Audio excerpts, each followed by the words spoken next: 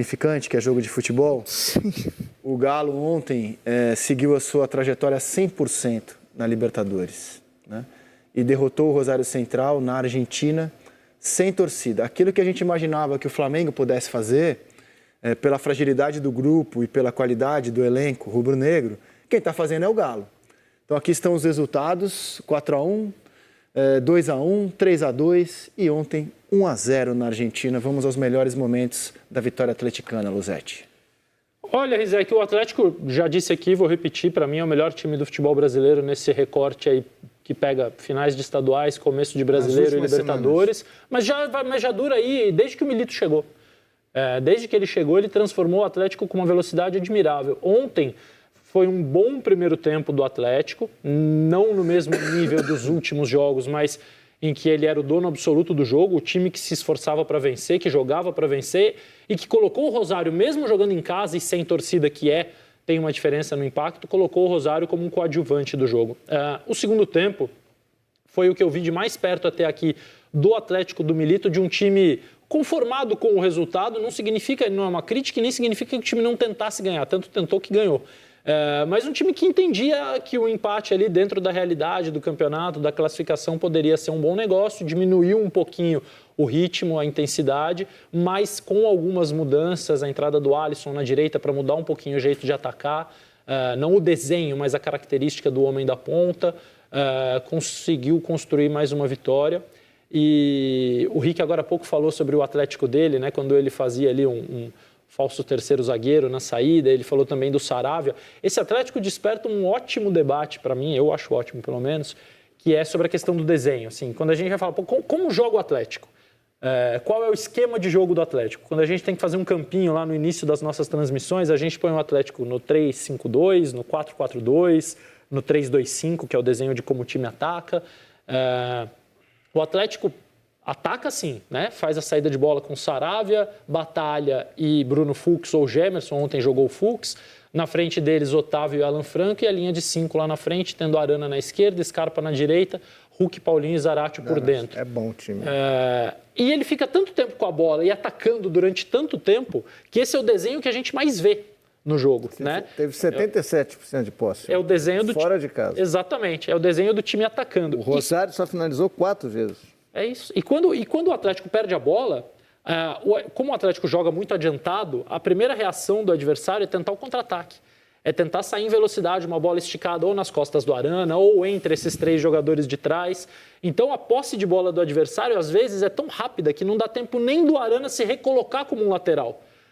Eu acho que o esquema do Atlético é um 4-4-2. Se o Atlético enfrentar um time que roube a bola e consiga segurar a pressão, reter a pressão para obrigar o Atlético a se reposicionar, ele vai se reposicionar com o Arana como lateral da primeira linha de 4, Scarpa como meia na segunda linha de 4, o Zaratio abre na esquerda e fica um 4-4-2. Mas ele é um time que fica tanto tempo com a bola e obriga o adversário a resolver rápido as suas jogadas, porque senão ele recupera a bola, que esse desenho que a gente vê o tempo todo no time é esse desenho ofensivo, com a linha de 5 montada lá num jogo bem posicional. E a gente está falando, essa é a prova de que não existe, jogo posicional não funciona ou funciona. Funciona dependendo da aplicação, dependendo dos jogadores que você tiver, dependendo das movimentações que você cria. O jogo do Atlético é absolutamente posicional com o Milito e hoje é o melhor jogo do Brasil.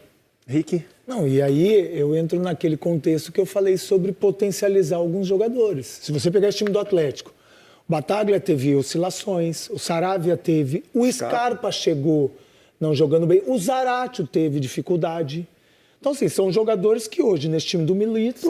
O Saravia, você me falou. Vargas. Impressionante, o Vargas. Tirando os dois atacantes. Tirando os dois atacantes. Não devia ver o Vargas pintado de ouro. O Vargas Então é isso. Às vezes, Lédio, o treinador ele tem essa função de potencializar o que você vai trazer de melhor para o seu time. É isso. E o Milito tem feito isso em pouco tempo. Eu sou até fico até meio com medo de falar, mas realmente é pouco tempo, mas é incrível o que ele fez com esses jogadores que há muito tempo estava descartado. E ele não recebeu nenhum jogador, Sim. Hein? Ele não pediu ninguém ainda. Imagina. Porque ele não pegou o mercado. Quando ele chegou, o pessoal já está falando do quem trouxe o Scarpa. Para que trazer o Scarpa? Muita gente já está falando. Ele não pediu, ele recuperou jogadores. Então, ele recuperou hoje ele Vargas, faz o Bataglia jogar de zagueiro. o Saravia. O próprio Alan Franco, que já estava descartado, jogava Otávio, jogava... Tinha sido Bataglia, emprestado, voltou. Então, assim, talvez essa é a função do treinador. Primeiro ele observar, saber o que ele tem em mãos, não contratar, porque ele não teve tempo de contratar, mas de potencializar cada um deles na sua função. Porque se você pegar aqui, principalmente o Scarpa, com o Felipão, jogar por dentro. E não rendeu. Jogou de segundo volante, não rendeu. Com o Milito, quando ele, apesar que o Scarpa está jogando em qualquer lugar, enfim. Enquanto o Cuiabá foi ali de lateral esquerda, Enfim, mas como está jogando muito mais um cara de ponta aberto pelo lado direito, então, assim, é você estudar o que você tem em mão e potencializar cada jogador com aquilo que ele vai entregar de melhor para a sua equipe. É isso que o Milito tem feito. E, principalmente, depositar confiança em jogadores que já estavam descartados. O Vargas é um desses. O próprio menino, o Alisson, chegou em um determinado momento que ele não usou. Ficou uns 3 jogos sem usar. Tem usado o Cadu.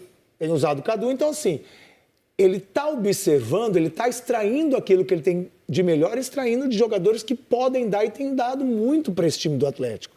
É muito bom. Ontem mesmo, as oscilações que o Atlético teve dentro da partida, quando ele colocou o Igor Gomes, que era um titular absoluto, com o Felipão, que hoje já não é uma peça tão importante, mas já tem entrado com mais frequência com o Milito, e o próprio Alisson, mudou o time. Aí entra o Vargas de centroavante no lugar do Hulk, com uma movimentação diferente.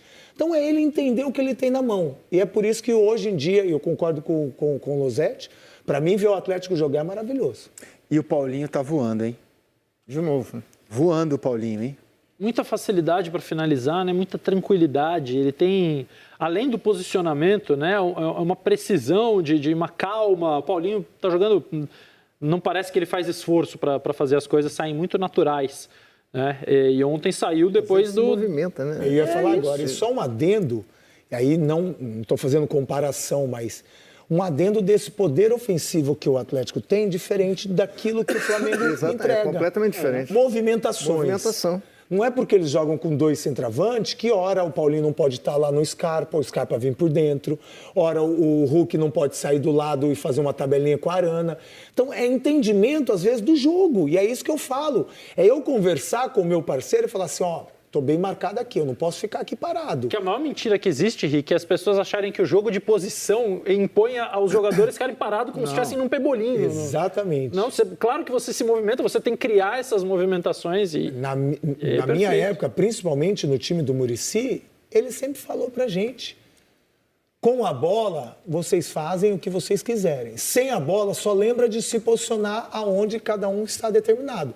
E se não deu tempo, é só olhar para o seu parceiro do lado que ele vai estar no seu e você está no dele e depois troca.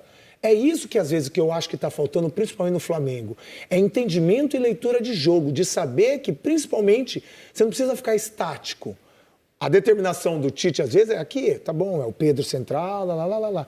Mas o Atlético também tem Paulinho, Hulk, tá. Mas eles trocam, eles entendem que, ora, se o Hulk ficar só parado lá atrás, ele vai ser uma presa fácil. Não, ele vem, abre espaço, enfim. E é por isso que eu gosto de ver esse time do Atlético jogar. E o Milito vai causar impacto na lista de sexta-feira do Dorival, hein? Eu acho. Por quê? Porque se a gente olhar para quando... O Dorival tem uma convocação até aqui na Seleção Brasileira. Quando ele fez a convocação, o Atlético jogava mal. Os laterais esquerdos convocados foram o Wendel, E Ayrton Lucas. Porto e Ayrton Lucas. Sim. No Brasil... Já não estava bem o Ayrton Lucas quando o Dorival chamou. Já não estava bem. Já não foi uma convocação que eu concordei. Mas no Brasil, hoje, não tem um lateral esquerdo perto do que faz o Arana. Agora, tem uma questão muito específica da forma como ele joga. O Arana ataca o tempo todo e é um ponto esquerda. E você vê outro impacto além do Arana possível para sexta? O Paulinho já tinha sido convocado e acho que pode ser mantido. Antes do Dorival. Paulinho foi convocado pelo Diniz. Pelo Diniz. Com o Dorival ele não foi na não, primeira. Não. Eu acho que é um jogador que, assim, dentro dessa... É muito difícil fazer muitas previsões para essa lista porque a gente só parte de uma como base. Né? Mas as coisas mudaram significativamente de março para cá em alguns clubes. Né? Antes, quando você olhava para Ayrton Lucas e Pedro, hoje você está olhando para Arana e Paulinho. Eu acho que Desculpa, Losetti. Não, imagina. Acho que o único problema do Paulinho na seleção é a distribuição tática do Dorival no momento. Até do Arana não também. saber aonde que o Paulinho vai entrar nesse contexto de ofensivo, né? Sexta-feira a gente mostra ao vivo, hein? O programa começa mais cedo, é meio-dia, a convocação para os amistosos de junho, Estados Unidos e México, e depois a Copa América, a mesma convocação. A gente ouve agora o Milito depois da vitória de ontem. El partido no era un partido sencillo porque Rosario Central es un equipo que pasa de defender a atacar muy bien y muchas veces es muy difícil controlar los contragolpes.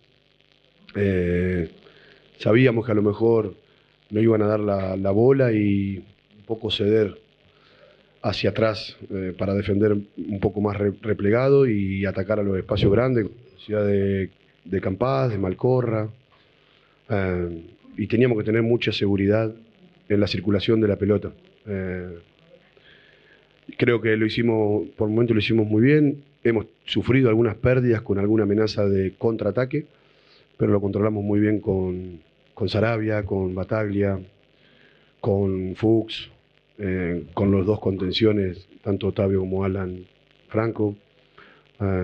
Creo que el triunfo es merecido por lo que propuso el equipo, por las ocasiones de gol que tuvimos, ante un rival que es un muy buen equipo. No es tan fácil generar situaciones, pero sí siento que tuvimos un buen control del juego. Fala pessoal, acabamos de assistir o que os comentaristas falaram sobre a vitória do Galo. Não esqueça de deixar seu like e se inscrever no canal.